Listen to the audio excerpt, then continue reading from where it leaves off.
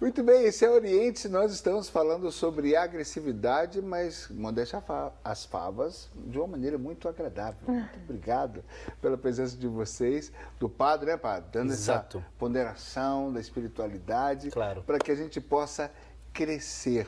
E eu tenho sempre pensado que nós podemos ser mais gente. E é interessante isso, né? Porque, no fundo, ninguém quer ser agressivo, no fundo, ninguém quer ser agredido, ninguém quer agredir, ninguém tem prazer nisso. A gente gosta do aconchego, a gente gosta da palavra amiga, a gente gosta de olhar nos olhos e falar sinceramente, mas parece que o ambiente nos convenceu de que não é possível. E a gente pode encarar, tanto nos acompanhamentos que a ciência nos dá, como na espiritualidade, que esse é um caminho de volta que a gente faz, não é? Eu gosto de falar da nossa gênese, né, padre? Uhum. De voltar à nossa origem, a pessoa que eu sou, a pessoa, porque a gente traz aquele anseio, não é, Renata, de eu quero ser esse aqui, é esse aqui que eu sou, e não consigo viver esse, né? O caminho da terapia, o caminho do acompanhamento nos ajuda justamente a equalizar de novo quem eu sou, não é bem por aí? Isso. Procurar entender, né, os motivos, as razões, entender como é que foi a vida até aquele momento e as coisas que foram acontecendo e como foram se desenvolvendo e descobrir realmente assim como é que eu sou, né? E por que eu tô assim ou por que eu tô agindo assim? E como eu falei, né, não no sentido de julgar o certo ou o errado, mas de acolher aquele como ele é, né? E poder, a partir do entendimento, da compreensão do eu, poder melhorar aquela situação. Porque tem situações que a gente tem uma verdadeira mágoa de trazê-las, mas o que a gente traz, na verdade, eu sou testemunha, eu tenho uma cicatriz daquela situação, eu também fui atingido, mas muitas vezes não sou eu o causador. E o fato de descobrir que a causa não está em mim, isso traz um alívio maravilhoso, não é, Débora? Sim, sim. A gente se sente livre de falar, poxa, peraí, Sim. Eu não preciso mais viver acuado. Não sou eu, isso não é parte de mim. Perfeito. Eu acho que esse é um dos grandes benefícios da psicoterapia. A psicoterapia ajuda o paciente a distinguir o que é dele e o que é do outro, né? E ajuda nessa compreensão. Normalmente, quando se tem uma resposta agressiva, excessivamente agressiva, eu gosto de perguntar para o paciente qual é a primeira lembrança que ele tem daquela sensação. E aí ele vai puxar alguma situação vivenciada lá atrás. E aí ele se dá conta de que a agressão que ele sofreu hoje não era tão grave assim, que ele estava respondendo da mesma maneira que ele respondeu ou gostaria de ter respondido a algo que foi ameaçador quando ele era muito pequeno, tinha pouco recurso, não tinha condição de elaborar isso, de compreender, né? Achava que tinha que... De certa forma, a gente pode dizer que nesses sentimentos a gente acaba vivendo do passado, né? Sim. E é uma situação assim, se quiser colocar de forma mais científica, onde o ego, onde o eu ainda era muito frágil. Então, quando a gente é pequeno, quando a gente é criança, as situações são vividas de forma diferente de quando a gente é adulto. Só que algumas situações ficam lá marcadas, registradas na nossa memória afetiva, e quando eu revivo aquilo, eu revivo como se eu tivesse aquele eu, aquele ego ainda pequenininho. Então a gente pode dizer que a origem da violência, da tristeza, boa parte disso tudo que a gente traz, inegavelmente está lá na infância. Com certeza. E o cérebro não discrimina a diferença. Ah, que legal. Como Quando, assim? quando, por exemplo, uma situação deixa a pessoa ameaçada agora, o cérebro puxa uma lembrança de algo ameaçador da infância, na idade em que a criança não tinha recurso, como a Renata bem colocou, para se defender de outra maneira. Ok. E aí o cérebro não faz É a a mesma diferença ameaça. entre É o a que está mesma acontecendo ameaça, é o mesmo agora sentimento. e entre Liga o aquela interruptor. e entre aquela situação vivenciada lá atrás. Então ela vai agir com uma violência muito grande, com uma agressividade muito intensa. É daí também que a gente vamos dizer assim, eu estou me consultando, padre. Eu estou percebendo aqui. Daqui a pouco vocês me dão um endereço aí. É daí também que a gente deixa de saborear tanto o presente.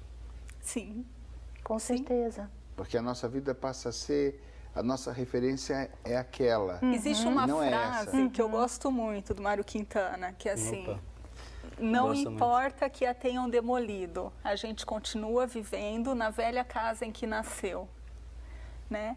Nessa frase, ele fala exatamente disso. A gente continua, a casa física pode não estar lá, mas a nossa maneira de se relacionar, a nossa relação com os sentimentos é aquela. Eu tenho uma amiga bem barraqueira, ela fala assim, a gente sai da favela, mas a favela não sai da gente. É isso aí. Não é? É isso aí. E a gente vive, o nosso referencial é aquele da nossa infância. Perfeito. Né? Por isso a nossa preocupação hoje em cuidar das crianças, né? Para evitar que as crianças arrastem traumas, vivências negativas. E as relações afetivas, elas vão se formando desde muito cedo, desde assim, a partir do nascimento, toda a relação que aquele bebê começa a desenvolver com a mãe e com o ambiente, ali já está dando o start de toda a relação afetiva que ele vai criar, que ele vai desenvolver com o mundo. O doutor Ivan Capelato trouxe aqui uma informação que eu achei fantástico, que o bebê, aos 45 dias de existência no útero da mãe, aos 45 dias, o cérebro já está madura, eu não lembro mais o nome da glândula, que a criança, aos 45, já começa, aos 45 dias, 1 mês e meio, que ela foi fecundada, ela começa a desenvolver o senso crítico. A glândula já pineal. começa a funcionar. Ela já escolhe o que é bom e o que é ruim. Né? E, quer dizer, nós somos maravilhosos, né? Aí eu volto para a criação. Mas eu acho que assim, a minha tese é de que eu acredito que nós nascemos bons mesmo. Eu acho que, assim, toda a nossa formação, tudo aquilo, a direção da nossa vida é para ser bom. É claro que toda a convivência e tantas outras coisas a gente acaba escolhendo e escolhe mal. Mas uma das coisas, a gente fala pela experiência que a gente tem, vocês no consultório e tal. Lá no atendimento, eu sempre vejo assim, que as pessoas têm uma dificuldade muito grande de trabalhar essa questão da culpa. Por exemplo, em alguns casos, você reconhecer algumas culpas, isso é bom, para você perceber algumas limitações que você tem. O ruim é quando você nunca acha que é culpado, e eu tenho muito medo disso, porque isso pode gerar outras coisas também. Então, nos atendimentos, é muito importante traçar isso com a pessoa. Olha, a culpa de fato pode não ser sua, mas isso não quer dizer que você não possa trabalhar isso para que você não venha ter a mesma atitude que a outra pessoa teve com você, né? Então, assim, é importante que a gente trabalhe isso com as pessoas. Para mim, isso é importante. Sim. E, claro, no meu lado, a gente busca a questão da espiritualidade e tenta apresentar alguma maneira para que a pessoa faça isso. Mas uma das coisas que eu gostaria de ressaltar aqui é assim, as pessoas crescem assustadoramente para o lado positivo quando elas conseguem ter essa referência do sagrado. Não todas, porque não é só católico que vai conversar com a gente, né? Pessoas de outras religiões também. Mas a gente percebe isso, como elas crescem quando elas aceitam a limitação, sem se culpar por serem limitadas. Isso é muito importante, porque, olha, eu sou limitado, você é limitado sempre. E, no entanto, não, a pessoa reconhece que a sua limitação não é o ponto final. É dali que ela vai poder crescer em outros pontos. Agora, não é tão simples. Tudo sempre dentro de um conflito, às vezes muito difícil, para a pessoa mesmo entender. Agora, padre, também eu penso que a espiritualidade, porque eu sempre caminhei com a ajuda psicológica e com a espiritualidade. E eu aprendi que a ajuda psicológica me ajuda a racionalmente olhar e ver que meu foco está fechado, que não precisa ser tão aqui, que peraí, o seu horizonte é mais largo, se dê conta dessa situação e tal. E o espiritual te traz de dentro, né, a calma, a capacidade de fazer escolhas, é interessantíssimo, é bonito até. Claro. E aí eu quero traduzir de outra forma o que você está dizendo. A gente começa, tem uma riqueza maravilhosa, que para mim vem do espiritual, talvez para vocês que têm mais conhecimento venham dos princípios da ciência, porque a gente começa a desenvolver momentos, eu vou falar assim, não vou falar de prazer, de realização pessoal, muito simples, muito simples. Eu agora me mudei, a principal coisa que eu queria, que fosse um lugar silencioso, porque eu gosto.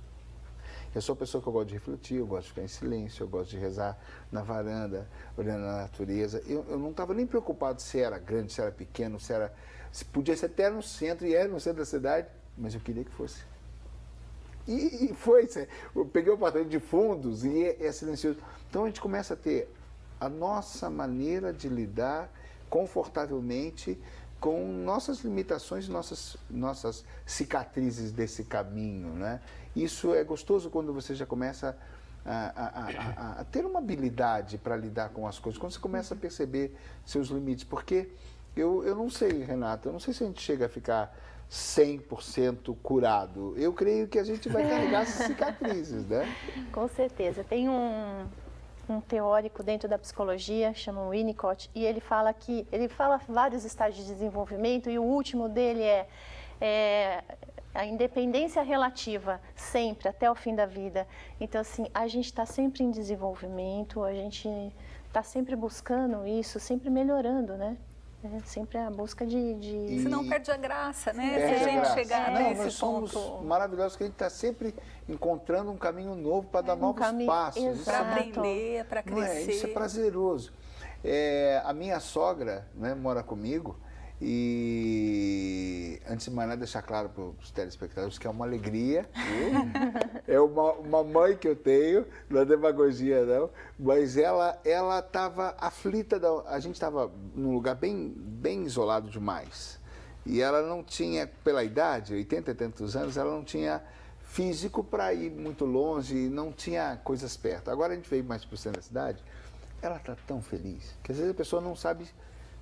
não tem essa capacidade, talvez, ou de alguma forma não conseguiu desenvolver, de perceber tanto. Mas isso, hoje eu estou vendo, até agora eu também estou entendendo, porque ela não sabia verbalizar. Ela queria sair, queria ver pessoas, mas como era distante, e a gente morava num lugar que tinha morro, ela frágil, tem um problema no joelho, agora tem uma padaria na esquina, tem um mercadinho, não sei o quê, tem a casa do idoso. Ela chegou por roupinha de ginástica e foi para a casa do idoso. Está animadíssima, engraçado. Mas a pessoa nem sempre sabe formatar. E eu acho interessante, Débora, porque a tendência nossa, o ser humano não gosta muito de mudança, né? A pessoa está numa situação opressora.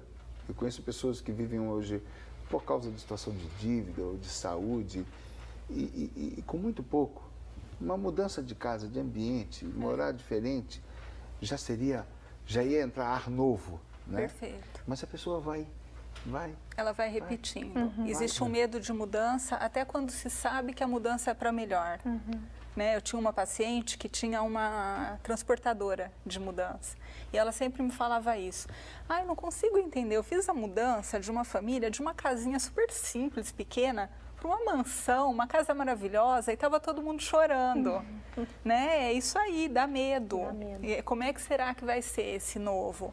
Pode ser o apartamento silencioso, mais perto de coisas para a sogra fazer, mas isso gera ansiedade, gera medo. Mas nisso tudo, isso mostra que o mais interessante é que eu ainda não soube desatar os meus nós, né? Essa insegurança vem um pouco do desconhecido. O conhecido, mesmo quando é ruim, a gente sabe que a gente tolera, a gente sobrevive. Por exemplo, a mulher que tem um marido agressor, ela sabe que ela tolera essas agressões, né? Ela pode até ter uma fantasia meio onipotente de que ela tolera além da conta, porque ela pode morrer de tanto ser violentada, né? Ela não é indestrutível. Ela pode achar que ela é superior àquela agressão. Exatamente, né? É perigoso isso. Mas existe a sensação de que eu tolero essa dor, eu tolero essa humilhação, eu posso mudar e esse desconhecido pode ser intolerável, né? Pode ser muito mais ameaçador do que esse ruim que eu já conheço. Tá? Então é preferível lidar com a agressão conhecida do que com o bem desconhecido. Muitas vezes sim. Nossa, padre. Difícil, né? Eu acho que tem que lidar com tudo. Né? Mas é difícil, né? Você tem que ter uma compreensão exata de algumas coisas pessoais, né? Para você lidar com tudo isso. A gente vê isso muito com criança, né? Criança vítima de violência, que a gente vê aquelas histórias horríveis. A mãe muito agressiva com o filho, e o filho não quer se separar da mãe.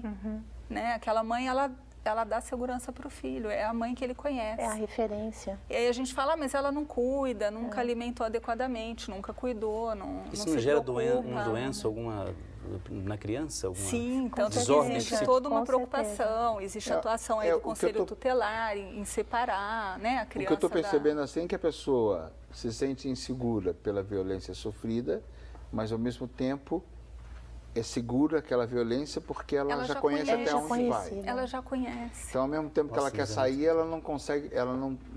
Tá bom assim, porque eu não sei o que pode ser pior lá fora. Perfeito. Isso é muito comum com criança. Assim, com criança, as histórias né? nos chocam, porque chegam histórias muito de uma violência muito grande, e as crianças não querem se separar da mãe.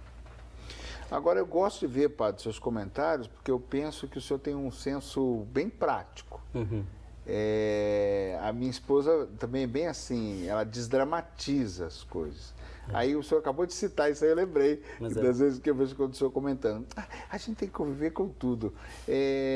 Se for, essa é uma saída interessante. Se for muito difícil lidar com isso, com aquilo, a gente pode também afrouxar um pouco o cinto e vivendo sem estar tão focado em tudo e tentando resolver tudo, né? A vida também. Eu acho que tudo passa pela questão da espiritualidade em relação à questão da paz, mas a espiritualidade, por exemplo, ela provoca conflitos muito grandes. Sim. E se você não está preparado para isso, em nenhuma circunstância da sua vida você vai estar. Porque eu aprendi na minha formação assim, né? Olha, é assim que tem que ser. Então, assim, dentro disso, procure tirar aquilo que é importante para você, mas que não fira o outro. Meus pais, muito simples, eles não tiveram formação nenhuma, né? Aquela formação primária. E eles me disseram isso, né? Quer dizer, o seu bem não pode ferir o outro. Que bonito. E você vai aprendendo isso ao longo da vida. Então, assim, tudo aquilo que você pode, que é tátil, você consegue. Isso é bom, eu sei onde eu estou pisando. Mas às vezes você não sabe onde está pisando. Agora, nem por isso você tem que deixar de enfrentar, né? E assim, por mais que cause dores, eu acho que é preciso. Assim, você não tem outra escolha. Ou é, ou não é. E qual é a melhor dica, então, padre, para uma pessoa ousar se afastar um pouquinho do porto seguro? O que o senhor diria para a pessoa que insiste na sua... fugiu a palavra.